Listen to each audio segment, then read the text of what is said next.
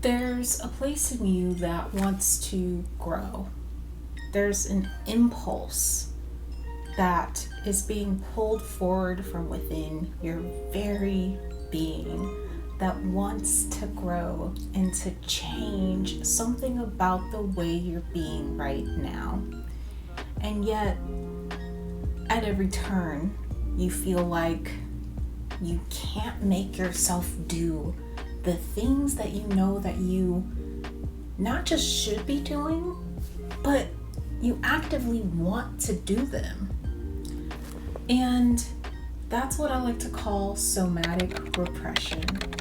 And in today's video, we're going to talk about whether you are stuck in somatic repression responses or how you can begin to lean into energetic expression, which is the other end of what your soul's calling for now. And if that sounds like something you might want to learn about, stay tuned for this video. My name is Tony. I'm the trauma doula, and I'm a somatic guide and energy healer, and I'm here to support you on becoming who you were before trauma told you who you should be. And with that, let's just get it started.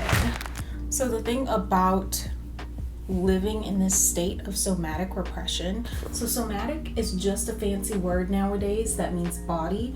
When I say somatic, I mean body-mind, okay? And I don't mean body and mind as a separate thing. I mean body-mind, the body's mind. And that's what I mean when I say somatic. The body has a language and expression of itself, and it speaks its own language, and it's up to us to begin to interpret and understand the body's language. And that's why somatics is a part of what I do. But anyhow, so in order to change anything about the way you're being right now, you have to begin to understand the unseen energy that is being repressed. It is in the unseen that true change and depth can take place. And oftentimes, because we're so caught up in the routine of things, you know, I wake up, I get coffee, I take a shower, I go to work, I go home, maybe I eat dinner, maybe I stop for fast food, whatever. I come home, I watch TV, I go to bed, you know. We get so stuck in the routine nature of the life that we have fallen into that it becomes increasingly difficult to tune in to the unseen energy that is playing out in your life. And a lot of these unseen energies are patterns, and a lot of them are rooted in childhood trauma. They're rooted in the repression that comes forward in our society as a whole of people being themselves. We have an authenticity crisis. So many people are trying to be authentic and then they show up like this, and somehow that's supposed to mean something. But when we are talking about authenticity, we're talking about this energetic expression that rises up from within. And there's an impulse to do something, to make a move. And oftentimes the very thing that gets in the way is this somatic repression. So it's these little tiny actions and movements and thought patterns that distract us from the impulse, the pull, the thing that is calling us forward into the life that is fuller for ourselves and better for the people around us. So much of energetic expression is about tapping in and tuning into what's here for you right now. And so often we're pulled by the idea of money and weight and dates, which is something I was talking about literally today. It's like, yeah, everybody's just interested in these couple of things, and then we lose so much of what makes life beautiful, right? And as much as relationships make life beautiful, let's be real, relationship coaches are focused on one type of relationship. They're only focused on romantic relationships. And people who have a variety of relationships and prioritize relationships that are platonic just as much as they do prioritize relationships that are not platonic often have a better quality of life. Who would think? Who would have thought that?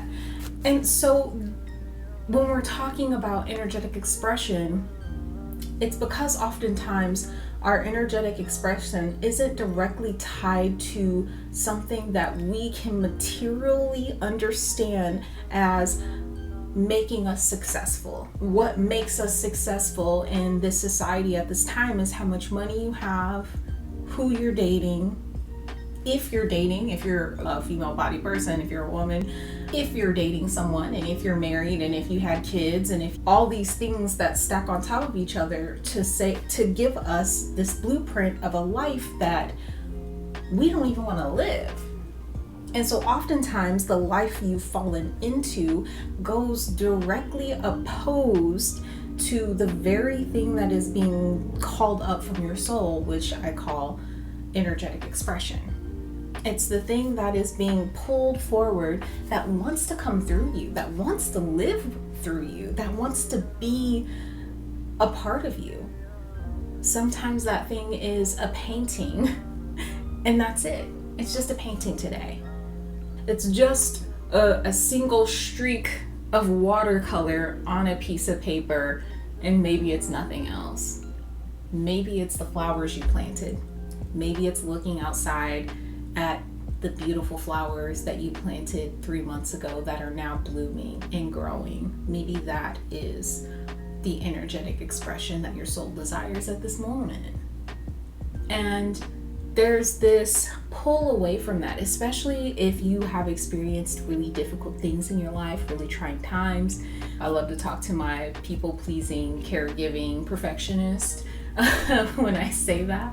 But people who have really gone through stuff, you often feel like you are only as good as what you can do for someone else, or what you can give someone, or what you can produce, but not production for yourself because you wanted to produce that thing, production for someone else so that they can pat you on the back and say, good job for producing this thing that helps me.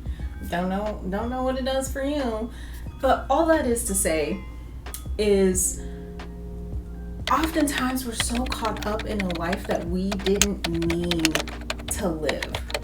We didn't mean to end up in wake up, get coffee, take a shower, go to work, come home, maybe eat dinner, go to bed, watch TV for a couple of hours. By go to bed, I mean scroll on TikTok. No, we didn't mean to get caught up in that life. And the thing about a life like that is it begins to slowly contain all the energetic expressions that want to come through you, and somatic repression takes its place. This tamping down on the energy that wants to come out. It wants to come through. It wants to exist. And so then you spend your entire day to day, moment to moment, tamping down on the thing that would bring you joy. One of the very first exercises, I'll call it, I do with a lot of my clients is we do glimmers. Okay, if you haven't heard of a glimmer, the glimmer is an opposite of a trigger. It's something, the way I say it is, it makes you glitter, sparkle, shine. It's something that makes you glitter, sparkle, shine, even if it's just a little teeny, tiny little bit. Okay, it could be as simple as playing with Play-Doh. It could be as simple as gardening or drinking your cup of tea, but noticing the warmth of the cup, how cute the cup is. I have a collection of clear mugs that I really enjoy. They're all clear and they have pretty little designs, and that's my favorite thing in the world, right? It's those little glimmers. And then sometimes there's bigger glimmers. One of mine is like rock climbing. Some people's is roller skating and different things like that.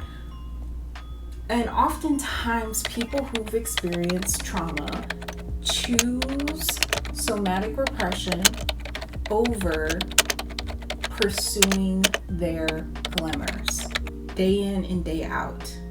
And that will lead you to be exhausted because you came to live. Okay, you came to be alive. You came to do something. And sometimes doing something doesn't mean you came to, I don't know, start a nonprofit and spearhead this movement and all of this stuff. Sometimes it means you came here to bake for your friends. And the fulfillment you get from that is going to be different than your fulfillment from spearheading a movement with a nonprofit. They're both beautiful, but oftentimes one is pursued because there's an outward, an external sense of validation that comes forward. And so oftentimes survivors will ignore their internal senses of validation and support and love and the glimmers that are coming from within that would do nothing for anyone except make you happy and joyful and glitter, sparkle, shine. They will ignore that in pursuit of the external validation because you're always chasing the love, the support, the care that you never received. And so when people say, if you don't love yourself, you can't love anybody else, I don't really believe that to the extent that people are saying. But what I will say about that is the care that you give everyone deserves to be given to you. The people pleasing that you run around giving to everyone, you deserve to please yourself and follow your glitter sparkles.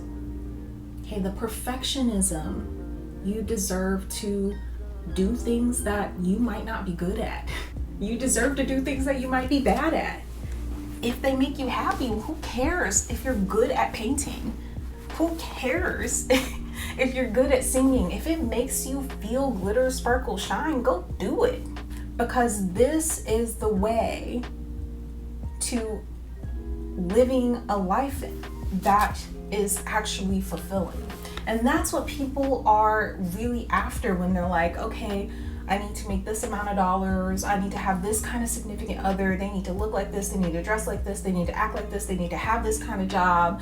I need to, whatever, the stuff, the things that we chase for that external validation. Did my video cut off while I was talking? Yes. Do I know where I left off? Absolutely. I don't know how long it's been off. So we're going to try to pick up where I don't know where I left off.